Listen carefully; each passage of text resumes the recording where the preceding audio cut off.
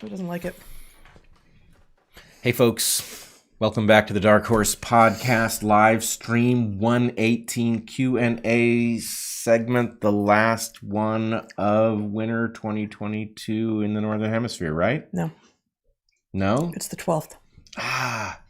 Today. We're gonna get one more in, just barely. Today's the 12th, yeah. It's the end of mask mandates. Yes, it's the 12th. Yeah, but that means even if spring comes early this year, it never comes 19th early. No. I don't think. You're right. We get one more winter podcast. Yeah. One of our carnivorans is eviscerating a peanut on the floor behind us. We got a little crunchy ASMR thing going on there. Oh, yeah. Okay. Discord question this week. So every week, the fine people in the DarkHorse Discord community vote on the favorite question that is proposed, and we start off the hour with a question from them. Sorry, I also had some peanuts. Question. I hear a lot about the health benefits of both ice baths and saunas, particularly for post-exercise recovery. Seems weird. Can evolution help explain this? My guess is that our modern, climate-controlled environments have robbed our bodies of physiological processes that we now have to manually induce. Yeah. I would say a number of different things. One, I don't find it so far-fetched that taking a system to extremes has value, even just in calibrating it. In calibrating, in clearing, very brief fever could deal with early pathogenic stuff that hasn't yet even revealed itself to you. You could potentially, there's a lot of stuff that we don't know yet about the role that heat shock proteins play in the body that, could get configured weirdly and perhaps fixed by extreme temperature regimes that are either not so long-lived or not so actually extreme, but they actually do harm. Yep. But I think a lot of things, we are not living normal lives. Our lives are purged of a lot of extreme stuff. We would end up hungry more frequently. We would end up exhausted more frequently if we were living by our wits in the wild.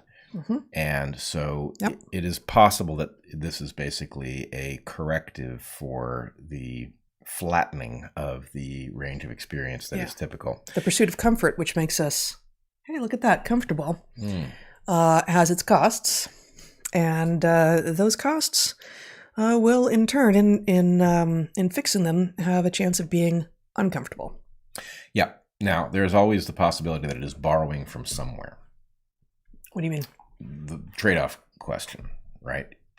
I understand what you mean by borrowing. I mean, like what specifically? If making heat shock proteins was good for you, you would make heat shock proteins. Right. So needing to have heat to induce you to do it suggests that it's not free. Now, it could be that it's close to free for us because heat shock proteins have a cost in terms of being made of amino acids that you would otherwise be pressured to use for something else, and we're not. Well, I think it's about a configuration, right? A different configuration at a different at a high temperature, rather than making them. I'm not sure about that. Okay. But in any case, there are places where you can borrow, right?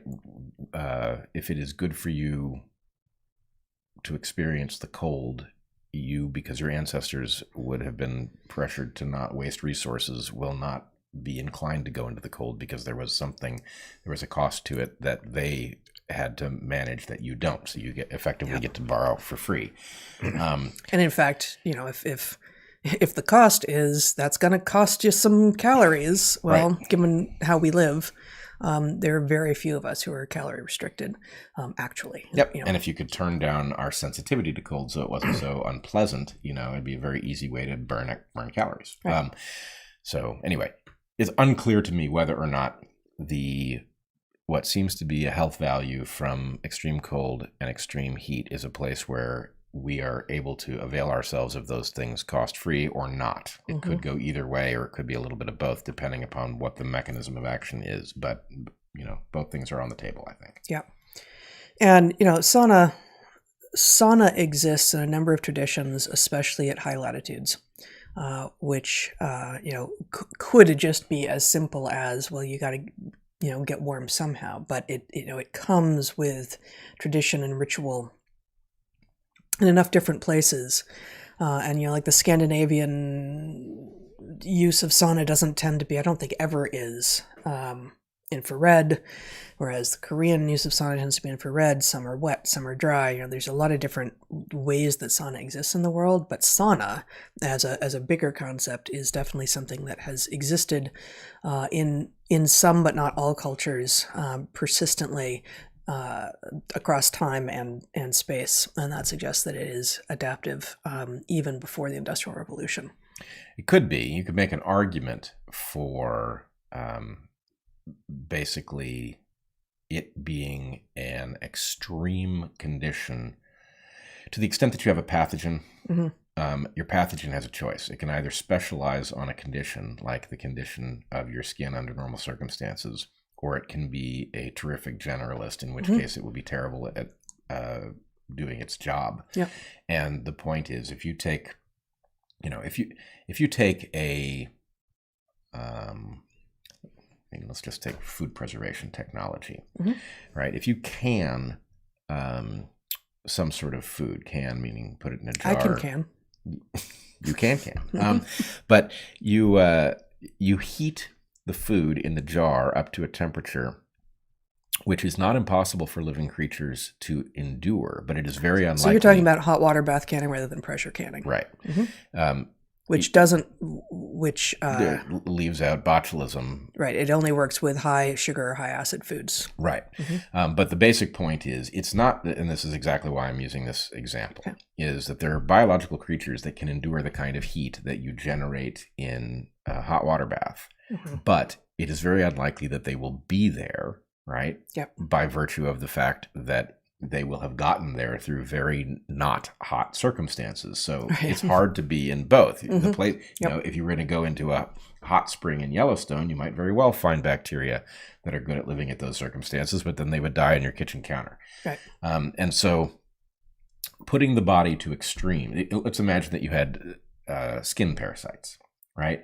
Putting your skin so that it gets very, very hot for a period of time and then gets very, very cold means that you have now eliminated anything that you exited its range of tolerance at least once, which is most things, right? Not that you couldn't find something that would be tolerant to each of those extremes, but you're extremophiles tend to have very narrow ranges of tolerance, and there is nothing that is such a big generalist that it will that it can withstand the entire range of all possible specialists for an extended length of time. Right, like a human body can extend an extreme. Infrared saunas go up to over 150 degrees, which is crazy, but it's 45 minutes. Yep. Something like that. First question from DarkHorseSubmissions.com. What are your thoughts about the bill in Florida to forbid the teaching of explicit sexual material, including sexual orientation and gender identity, to students in grades K through 3? I didn't know there was a bill. It's shocking that there needs to be a bill. Yeah, there's a way in which it is possible now to frame just about anything as, if you're keeping me from doing X, that's a form of censorship.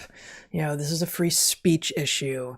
Forbid. And I don't get that ethos from the person asking the question, but there will be, knowing nothing about the bill or what has been said about it in the media, I assume that will be some of the pushback in the mainstream media and on the left, on the pseudo left, which is like, how dare you not allow anything, right?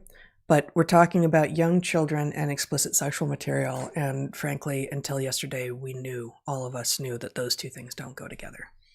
Yeah, and I agree with you. The real question is, how do you...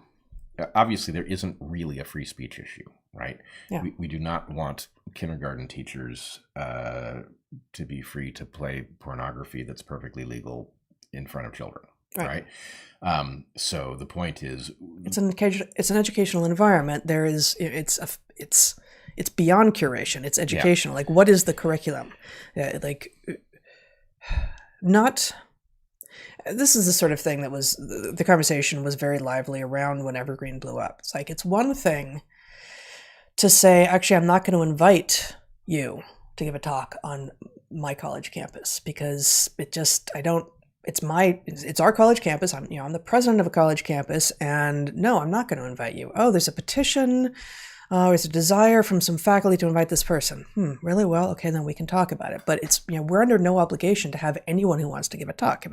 Yep. It's a very different situation at the point that you've extended an invitation and put it on the calendar and all of this. And then because people say, no way, we don't like that person, to rescind the invitation because of forceful tactics by a few vocal nitwits.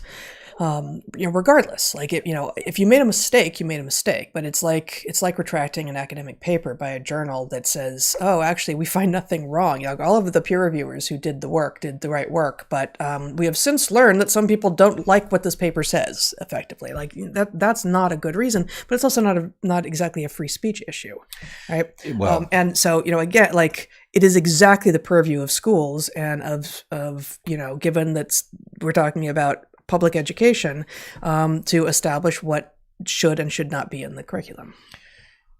It is, and this is also, the problem is it's a tyranny of the majority, which isn't even a majority problem. So we have a disagreement about what is appropriate, right? There are those who will say, the moment that your child does anything non-gender typical, we have an obligation to embrace their transness. Right. And then there are others of us who say, actually, most of that works itself out, and that this is part of the process of how you figure out who you are, and embracing some momentary predisposition is preposterous. It's an abdication of parental responsibility. So, I think there are two questions.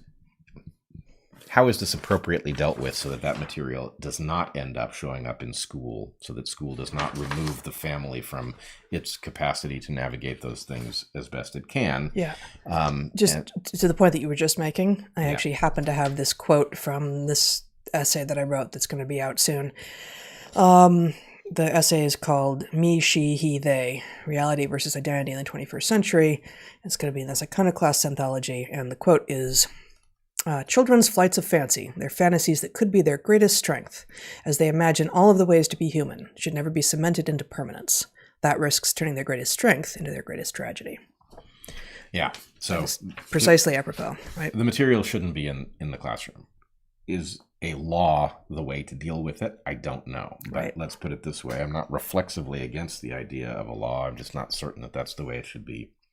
Yeah, I mean, a lot of the top-down educational stuff has been bad. Yeah. Right? And, the best teachers don't slot into what some bureaucrat in, the State House in Florida or D.C., the bigger it is, the more removed it is, the less likely that the best teachers, the most innovative teachers, the most creative teachers, the teachers with the best ability to actually reach into the hearts and minds of each individual student and connect with them and therefore make a difference in terms of how receptive they are to learning, are the least well served by these top-down educational curricula and curricular mandates. But young kids and sexually explicit material shouldn't go together. Yep. Yeah.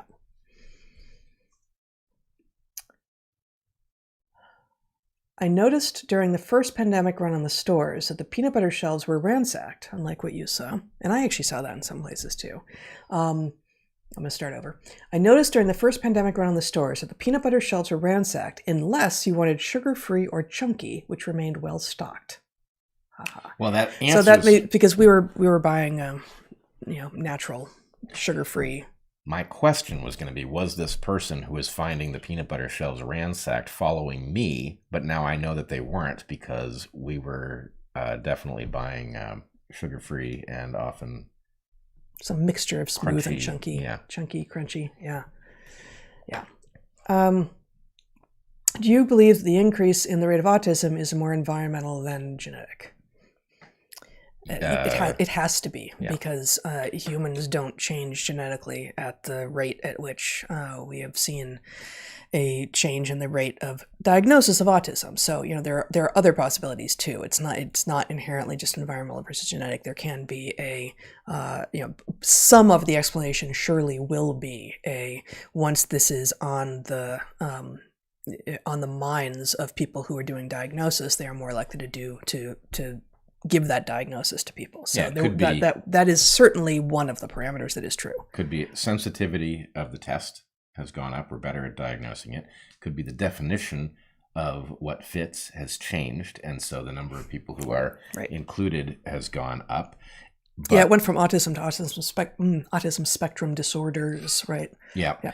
And I think the answer the questioner is looking for is that there is certainly a strong environmental contributor, that much of the change is not easily explained by the sensitivity of the tests or the change in the definition. And in fact, we propose one possibility that we don't think is going to be singularly predictive, but one possibility in our book, which is that screen time, specifically with animate seeming creatures, like humanoid creatures with facial expressions enough, but it doesn't have to be humans,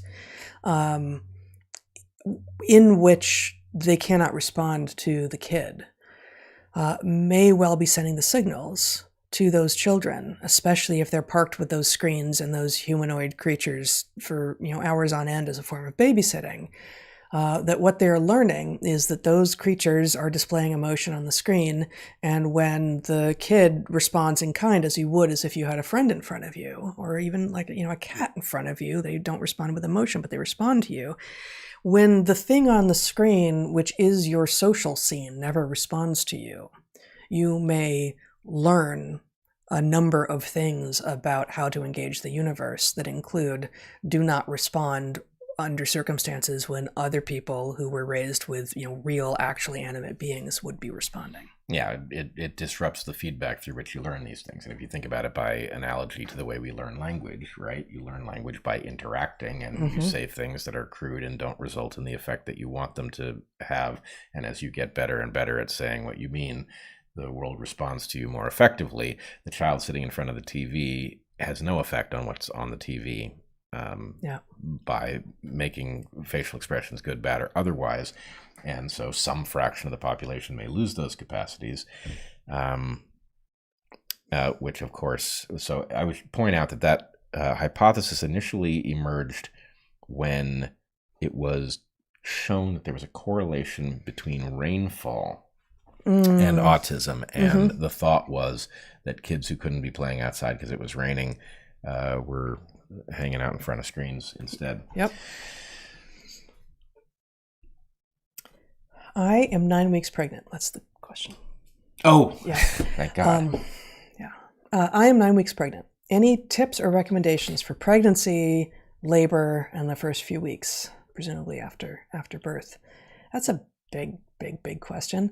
We go there a little bit in the book. I took a bunch out because it's not that book, and it was getting a little bit too specialized. There's so many things to be said here. Just off the top of my head, and you jump in. One of the things, especially early on, I guess throughout, but it's especially important early on, is trust your body, trust your aversions and your cravings. And that first trimester, that embryo is the most fragile that he or she will ever be, and he just gets more robust with each passing week, day, really, minute. But the reason that morning sickness, which does not, it turns out, tend to happen in the morning, that was a misnomer by apparently, I hope this isn't a specious story. I looked into it at one point, but I don't remember exactly what the source on it was. But apparently morning sickness was named by a doctor who had a pregnant wife, but the doctor went to work every morning. So the only time he saw the pregnant wife was in the morning when she was experiencing the nausea associated for some people with early pregnancy. I was lucky enough in both of my pregnancies not to experience it, but there is some presumably luck involved. But there's also the very real fact that if you're experiencing nausea, especially if, I mean, at any time, but especially if you are pregnant, there's a good chance that that's your body saying you are being exposed to something that isn't good for you and you need to get away from it or remove it from your environment. And that might be dietary, it might be off-gassing of the new paint you put on your walls, it might be that you live next to something that is spewing out something and you need to figure out some air filtration solution. It could be a number of things. But both your aversions, which often will come in the form of something like morning sickness, and your cravings, which, famously, peanut butter and pickles, right? If you are having a very strong desire for something, especially dietary repeatedly, there's a real good chance that something is offering you something that's limiting for you, or more likely even your baby, as he or she develops. I would go back to the off-gassing issue. We unfortunately have set up a disastrously dangerous world in the sense that virtually every surface around you, even the natural surfaces, are covered in some sort of coating. And all of often these it's things, flame retardants. Yeah, just really flame bad retardants, but just anything that was brushed onto wood. Yeah. Right? There was some solvent that has to leave. It's great if that solvent is water. Does it take anything with it? But the basic point is the quality of the air is atrocious, right? It's atrocious near a road. It's atrocious near a power plant. It's atrocious in your house by virtue of the products that you bring in. There's a diminishing returns curve with respect to the curing of every paint and coating. If it's not painted or coated, it's probably plastic, and those things also cure over time. All of these things are basically putting things into the air that get absorbed into the lungs and then get removed by the kidneys. With regard to indoor air quality, if you live in a place where something isn't belching things right outside your door, then getting cross-current breeze in your house regularly, and even occasionally in the winter when it's really, really cold out, but improves the air quality in your house by a lot. Yeah, but I think the real question, and I think we don't know the answer, but do people who have really aggressive so-called morning sickness, are they exposed to lower quality air routinely? In other words, if you're having constant morning sickness at a level that exceeds what most people have, is that telling you your environment is low quality and you might need to do something about it because you're developing fetuses as vulnerable as they're going to get? Right. Or do people just vary in their sensitivities and therefore, it doesn't tell you anything about how bad your particular environment is? My guess would be the former, in which case, if you're experiencing it, pay attention and, it's worth going way out of your way for a period of time in order to reduce it. I guess just a couple more things. With regard to labor, there's, much, much, much ink has been spilled. And the degree to which expecting mothers and focus on the actual birth and that there's a whole industry that has sprung up around it reminds me very much of the wedding industry. And it has struck me that it makes the same error. Right, that a wedding can be a beautiful moment that symbolizes the beginning of hopefully a lifelong relationship, but it's not the wedding that matters; it's the marriage that matters. And childbirth isn't quite the same thing because pregnancy is a big thing unto itself, whereas like the lead up to a wedding is. You can make that a lot easier on yourself by not buying into what the industry wants you to buy into, but the childbirth itself is not the point. Obviously you mother and baby need to be healthy afterwards, but within reason, however you get there. The big thing is the years and the lifelong relationship that happens afterwards. So I've heard but didn't experience that, water birth is an amazing thing. And, we know for sure that highly medicalized births have a greater chance of being basically good for doctors and not as good for moms and babies, but they can also be fine. And, at the end of the day, at the point that you have your baby in your arms, and if you do have a hospital birth, get out of the hospital as soon as possible, get back to your own home where you can control things like whether or not people are turning on lights and blaring stuff at you and your baby. But it doesn't matter that much. And then, the first few weeks, be with your baby, be in contact with your baby, you or your partner or the other parent of your baby all the time, and co-sleep. And by co-sleeping, assuming you're breastfeeding, which certainly you should, you actually have far less sleep disruption than, there are exceptions to this for sure, but co-sleeping and allowing your child to breastfeed on demand, especially early, allows for pretty good sleep for mother and baby. Awesome. Anything else? No, I'm not the expert.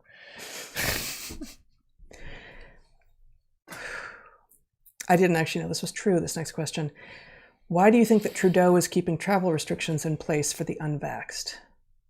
Because it's about power for him. Yeah. I don't know anything about. God damn it! What's wrong with that man? I don't know, but it may have invaded his psyche when he was taken under the wing of the World Economic Forum. Yeah. I don't know, but yes, this is about power, and this is about... why do you? This question could mean what is Trudeau thinking? There's just no justification for it. There's no justification for it. He has demonstrated over and over and over again that he's not fit for the job, that he doesn't care about a large portion of his citizens, that he's willing to lie about and slander a large portion of his citizens, and that he cares about appearances, and frankly, even by appearances, he's grotesque. He's easy on the lies. Yeah, I don't mean to say he's not handsome, but it's too easy. Blackface dude, seriously? Come on. What the actual fuck? Regarding Rahm Emanuel, as despair.com said, quote, "If you're not a part of the solution, there's good money to be made in prolonging the problem." Oh, that's nice. Yeah. Why did creation happen just once instead of continuously over time? If we replace creation there for origin of life, life is extremely unlikely to emerge on any given planet. Wait, I don't know if that's true. Presumably, it has emerged many times in many different places. And it may have emerged many times in this place, but once one iteration of life gets a foothold, any newcomer has a distinct disadvantage and is going to be driven extinct. Yeah. What don't you agree with? That given the conditions in which life can exist, that it is unlikely to evolve. I don't know if that's true. Maybe the opposite of true. We don't know. I do agree that I think the person is asking, why on this planet do we not have multiple trees of life? I would point out Darwin didn't know, and he left open the possibility that we did. Yep. Explicitly in his final paragraph of Origin. I think we do now know that it probably didn't, and there are arguments to be made. Or at least left no trace. Left no trace. Yeah. You could have had an early... We don't have multiple origins of life on Earth living among us now because it all uses the same informational molecule. Yeah. Well, not even just the same informational molecule, but the same mapping of the codons onto amino acids. So that tells you this is one evolution of life for the current tree. Of course, what do you do with something like a prion that doesn't go on the tree? Right. Yeah. Now, in what do you do with prions, Brett? I file them as proteins, and I regard them as exceptional and in almost all regards. But anyway, the basic point is the evolution of life is an extension of the principle that certain patterns accumulate in the universe on the basis of whether they come into existence frequently, whether they're similar to each other, whether they can replicate, they persist for a long period of time, and whether they capture things that are limited, right? Life is a special case of that four characteristic list. And the point is, life evolves to get very good at that last step, which is to capture the limiting stuff. And so it's very hard. In order to get a second tree of life on this planet, it would basically have to prioritize stuff that life itself didn't care about, or that the life we have didn't care about, so that it would not be in competition, because it's going to lose any competition, which is just a restatement of what you said.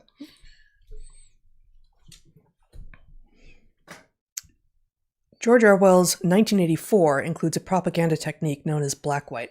Is this the same thing as mirror universe gaslighting? I have not. I may now go back and read 1984, since I've become so newly re-enamored of Orwell. But it's been long enough that I don't remember exactly what the propaganda technique known as Black-White is. Yeah, I don't either. So I don't know. But given that you're asking the question, you sound like you know what you're talking about. So maybe, but I just don't remember well enough to know. Someone recommends a piece by, I did connect this. It says, you may find this from Alex Karp on Ukraine interesting. And it looks like Alex Karp is the CEO of Palantir, publishing a piece called In Defense of Europe on March 10th of this year that I have not read, but is here and comes recommended. Okay.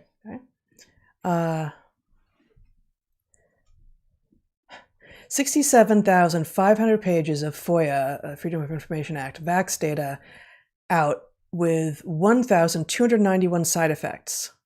Is the war a wag the dog? I don't think that is as binary a question as it sounds like, and we may have to return to this. But I think the thing is, Putin wanted the war in Ukraine for reasons that have largely now been discussed, right? There are legitimate fears that Russia has. There is ambition that Putin has.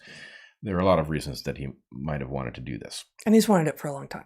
Right. Yeah. There's a question about whether the war itself is a wag the dog, in which case I think the answer is probably not, because there's too much that Putin has at stake that he would have viewed this as a positive move, and it's hard to imagine what would have persuaded him to engage in a war that he didn't want, over Pfizer, Fauci. No, doesn't make sense. Yeah. On the other hand, there is an argument to be made that the timing of the war could have been, and I'm not saying it was, and I'm not saying, could easily be a coincidence, but it is amazing how lucky Fauci and his cronies got with the war showing up when they did, because the narrative things were getting really tight. It was crumbling around them, and a full reckoning would have been very ugly and a little bit hard to imagine. So something was going to intervene, and maybe they were freed from figuring out what that something would be, because Putin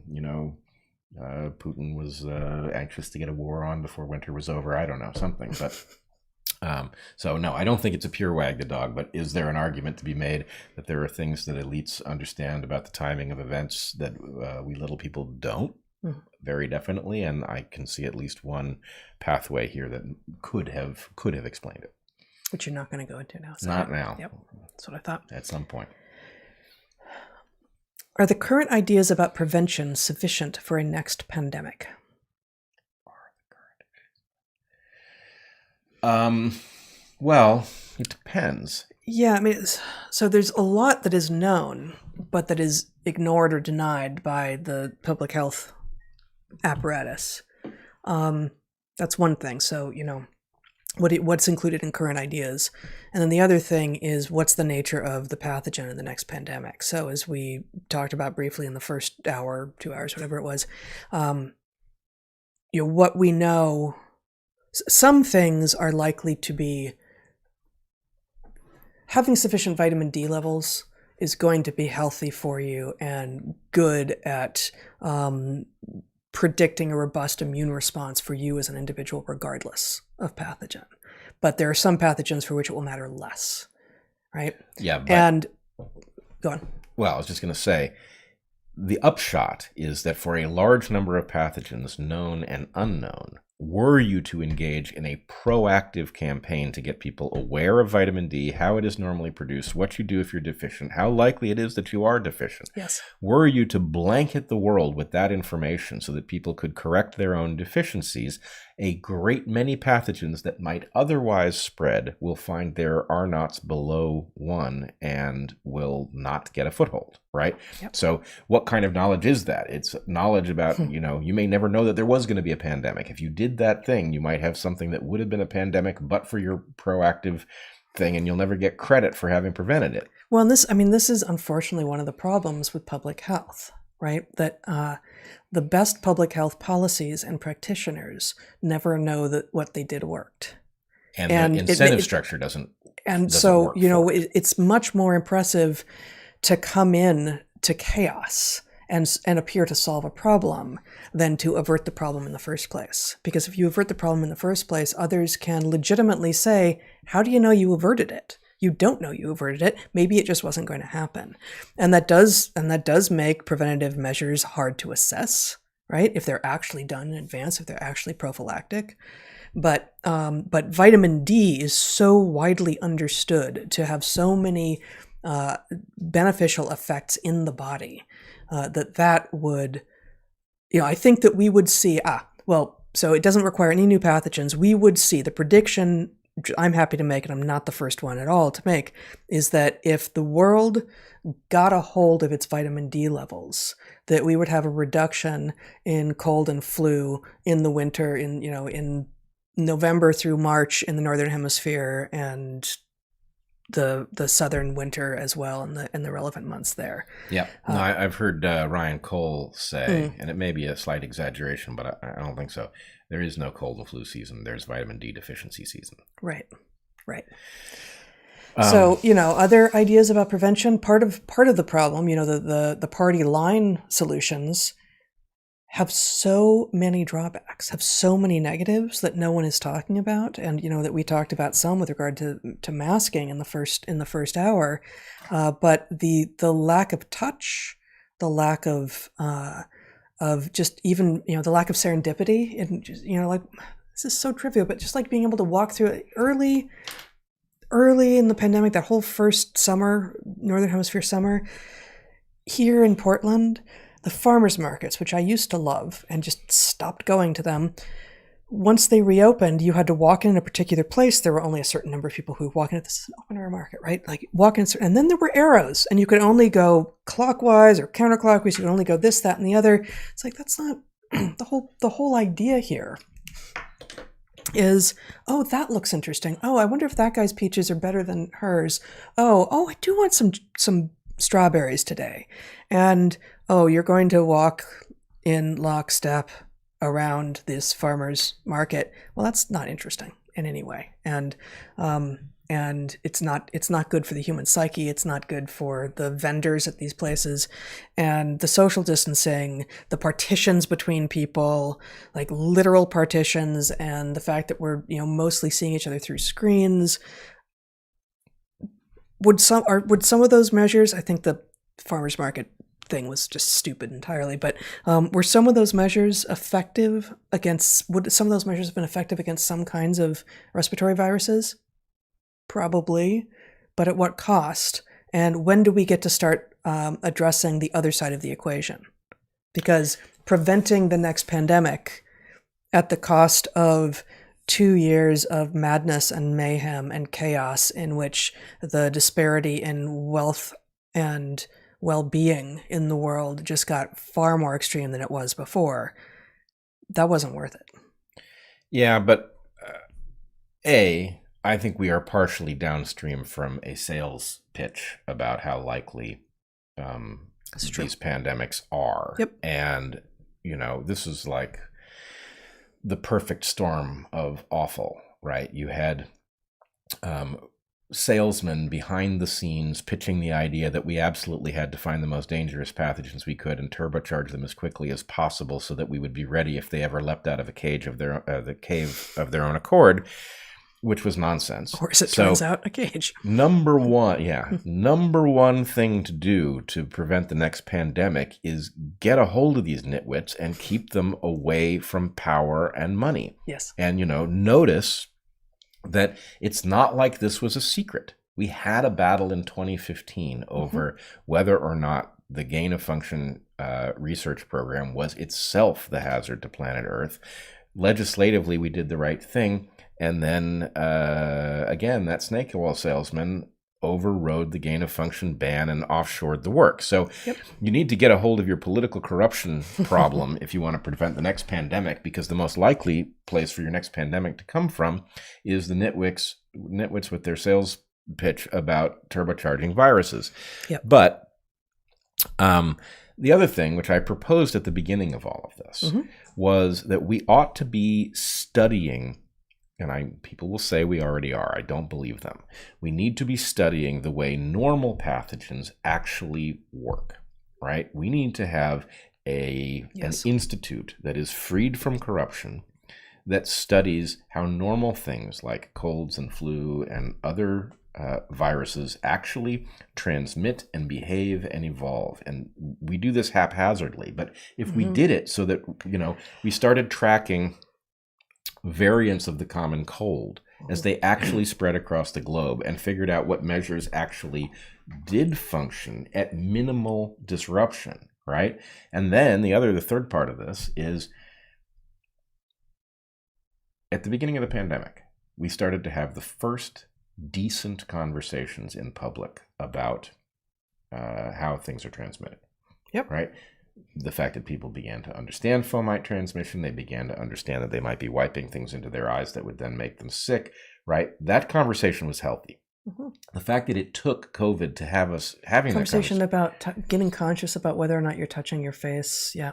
Right. All of these things are important. And so the point is, A, we need people who are not in the business of lying to study the question of how things are transmitted, even normal, mundane, everyday things that are not important to control, like colds, right? In order that they can take that knowledge and map it onto things that are important to control. So we need to prevent ourselves from releasing these things. We need to understand how the transmission works so that we can learn from the mundane stuff for the stuff that actually does need to be controlled. And then we need to educate the public, right? It's as important in school that you study the question of how these things are transmitted, as it is that you study, I don't know, capitals of the various states or whatever other nonsense we waste kids' time on, right? This is the kind of knowledge that will actually save weeks of your life from being compromised by pathogens if you just simply understand where you're in danger of contacting them and how you can alter your behavior to reduce the chances that you do, right? If you could reduce the number of colds and flus that you had in a lifetime by 20%, how much education would that be worth, It's a lot. And you would be teaching students how to think through systems and come to conclusions that aren't just about memorization. Unlike, your example of the state capitals is both a stereotype and still true, I think, and a very good one. It's very easy to teach that sort of thing because you're either right or you're wrong. If we're going to go into memorization territory, let's at least make it math. Right? Like, at least with there are some things, some, just basic arithmetic things like your times tables that you should know. And that is a memory thing. Like, you can derive it each time, but that's going to take a while. So why not just memorize it? And there's a lot of things that most people who actually have a lot to say about a lot of things do have that they can pull from memory. But memory's not the thing. Memory's not the main thing.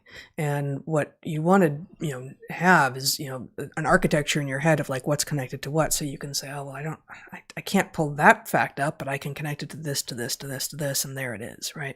And, the state capitals have the virtue, which is to say not a virtue at all, of being, very easy to assess for a teacher. You either got it or you didn't. It's Sacramento or it's not, right? But there's no devising it that you could possibly do. You cannot derive by first principles what the capital of any state is. You might have a memory associated with a thing. You might have a mnemonic, but a mnemonic's another cheat, and it's taken up more brain space. And, it is useful that I still know most, not all by any means, of the state capitals. Kind of.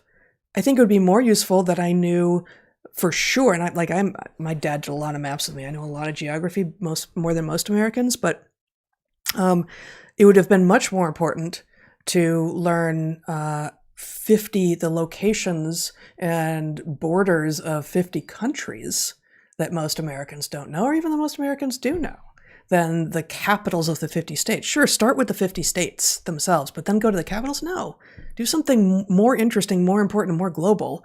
And we're still all in you can't derive from first principles territory. And I'd rather see more math if you're going to do memorization. And then I'd really rather see more, okay, if you start with A and B, what do you need? What would you have to know in order to also know whether C was true? Something like that. Yep. I do think you can derive Washington State's capital from first principles, but it might be the only one. Washington State's capital? Mm-hmm. Really? I think so. You wouldn't know the name, but it kind of has to be right at the bottom of the Puget Sound, right? Because that's where the stuff, the logs, get to the water in the first place, that it's deep enough to take them to the Pacific. So you would. I mean, the first place, depending on where you're starting, but Seattle would have been just as fine a choice. And in fact, I think Seattle was. The point is for anything south, anything coming up. That's a lot of epicycles. No, I wouldn't use epicycles. I would use trucks. Yeah, and then trucks when the state of Washington was being decided. All right, trains. I see. Mm-hmm. Okay. How long are we at, Zach? You are at just about 50 minutes. 50. All right. In a next pandemic, should all the critical people be vaccinated first, where critical jobs include teachers, nurses, garbage collectors, people critical for civilization?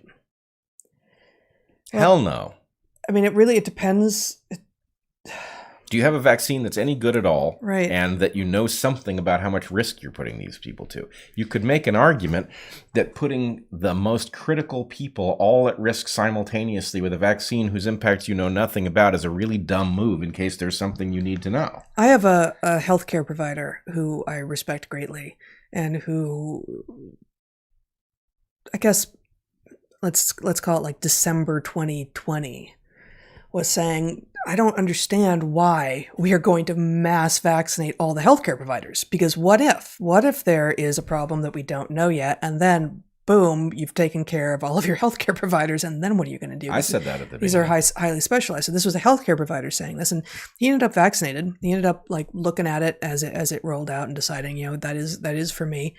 But it makes a lot of sense to not put all of a particular class at the same risk from something of which the harms are yet unknown, and they would have to be unknown if it has just been developed and it uses new technology. Yeah. There's also, the Geert Vanden Bossche questions. This was a highly unusual thing to attempt, to vaccinate into the face of a raging pandemic. So, look, the real point is, these are answerable questions. And what we don't have are people who are insulated from corruption and empowered with the best tools to do the analysis to figure out what we ought to do, right? It shouldn't be left to people on podcasts who happen not to be plugged into the corrupting architecture because it didn't like the fact that they weren't corruptible and threw them out, right? Yeah, there's no provost to tell us to shut up. Right. I mean, not that we listened when there was, but that's the point is that's why we ended up out. Yeah. So what you need is to figure out this is an answerable question. It is a risk-benefit analysis across the board, right? It has to be done with the proper tools. We have the tools, right? We know what all-cause mortality is. We know what a risk-benefit analysis looks like. And we could figure out what the best thing to do was in light of a dozen plausible scenarios, but instead we play this game in public and we allow the salespeople to govern it. Very good. Marushia asks, is wondering if I ever got a chance to read the books that you sent us. Would love to know what you think. I am going to admit here that we get a lot of cool stuff, mostly letters, but enough books, and I have largely done a decent job of cutting out the address and just sticking it in with the book so that I know where things came from. But for a while there, we were getting enough stuff that I just have a couple of boxes of things, and so I didn't I, but I can't remember which ones came from you. So you might reach out some other way and remind me what books you're talking about. Next question: do you ever use that sink in the background? Did you install it due to COVID? I do use that sink. I installed it because this is my office and I like to tinker. And there was a sink here. There was a sink here. Wasn't that one? Yes, that's but why I mean, this is all new. plugged. But there was a sink here. You didn't say, "Hey, I think my office, which you're going to turn into the podcast studio, needs a sink." This was an artist studio before we moved into this house. Right, but if I didn't have a reason to have a sink there, I certainly wouldn't have gone through the effort to install one at the point I put in cabinets and. But you didn't rip out the plumbing.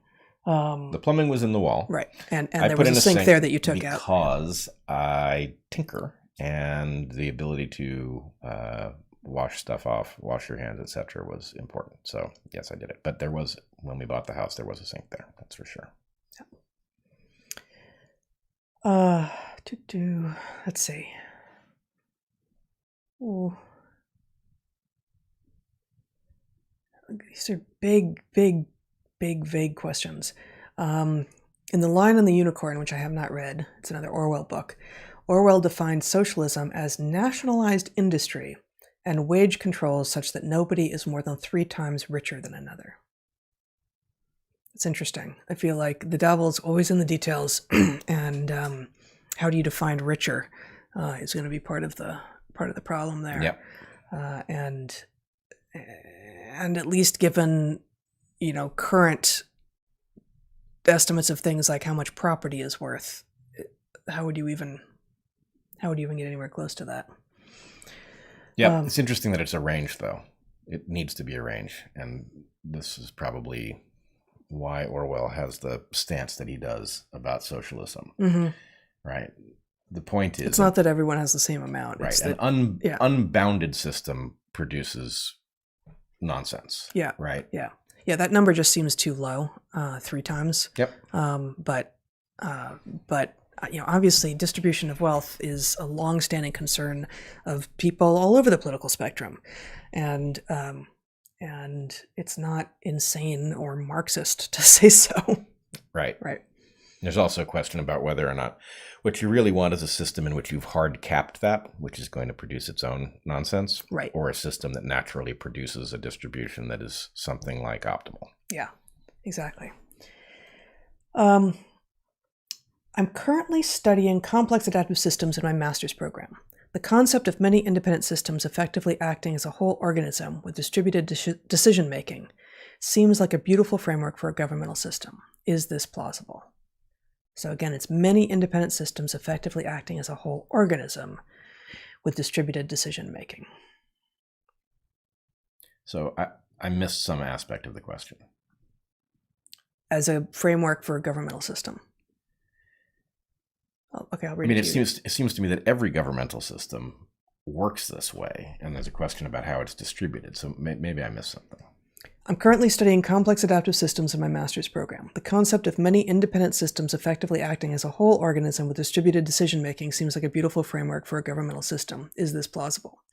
So it sounds like your reaction is, that's not just plausible, it's happening. It's not a sufficient explanation. It's not a sufficient description of a system to guarantee that it will not get gamed. Well, it's possible in that description that the point is that's all there is. So there's no master layer that coordinates the underlying layers. Yeah. And so then the answer is no, you can't do that because of the game theory.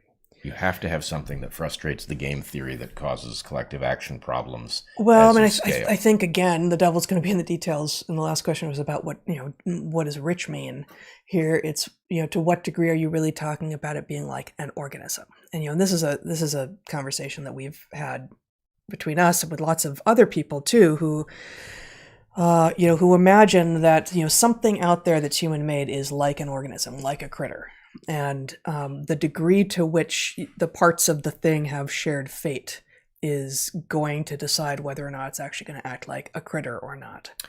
I agree it's the shared fate thing, but it is implausible.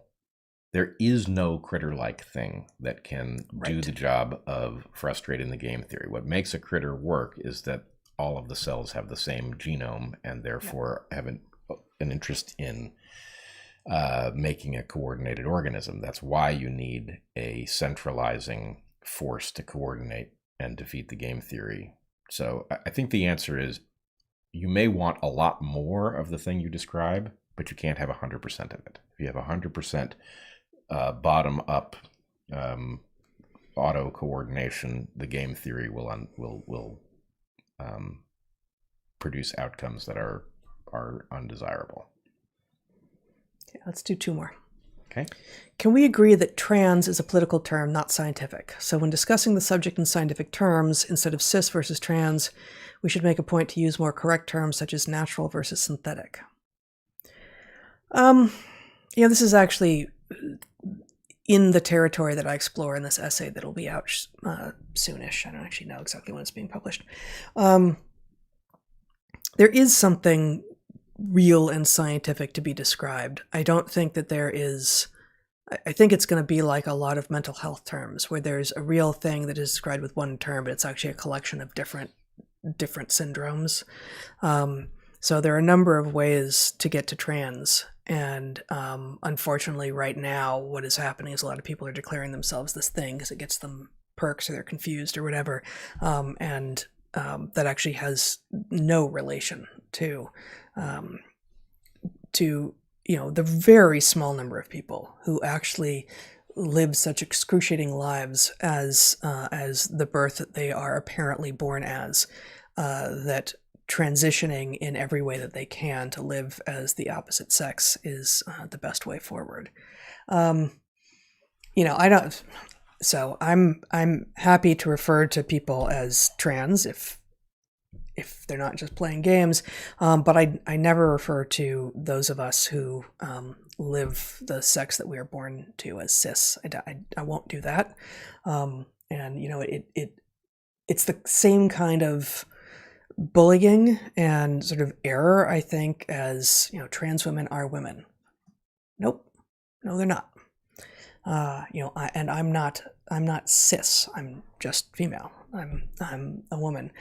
And natural versus synthetic seems simultaneously too stark and also too mean, right? There is something obviously synthetic about using medical means, hormonal and surgical means, to try to pass as the sex that you're not.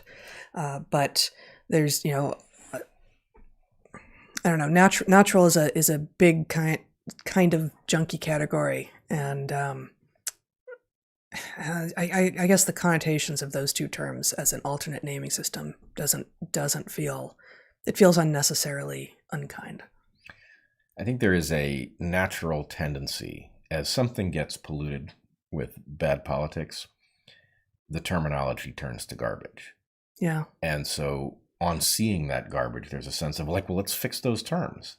And, I have a certain sympathy with, let's at least have terms that make sense. But the idea that fixing the terms fixes the problem, no, you got to revolt in progress, and it is co-opted terms, but you're not going to deal with the underlying revolt by getting the definition straight. Right. Okay. One last question. I think, let's see, this is one question in 2 forms. Let me see. When I saw certain blue check marks going hard for Ukraine, my first thought was, wait, am I missing something? Anyone else, or is it just me? LOL. I'm also fighting resentment towards these folks, sheepishly reminding us to be respectful of people's choices. Ugh, I feel like I'm being forced to make up with my bully. Yeah, no, that's exactly right. And that's why I shared the thing from the Portland Public Schools, and I probably should have shared the counterpoint. Instead, I just talked about it. But them inviting us to be kind and nice and inclusive and respect other people's choice to just keep wearing masks, while at the same time that they won't let the parent of a kid go and attend his play if they're not vaccinated. It's not consistent. And yeah, we're being encouraged to, what do you say, make up with your bully? Yeah, that's exactly that, and to never talk about it. We've moved on, right? Like we don't talk about this anymore, but you aren't over that? You really want to still be talking about COVID? You're not over this? It's the tendency of the bully to declare a time of healing at the point that the tables turn on them. And it really is this. And I must say, what I was hoping to convey in the initial thing that we discussed was that we were as ready to be sympathetic with the idea of masks as anybody.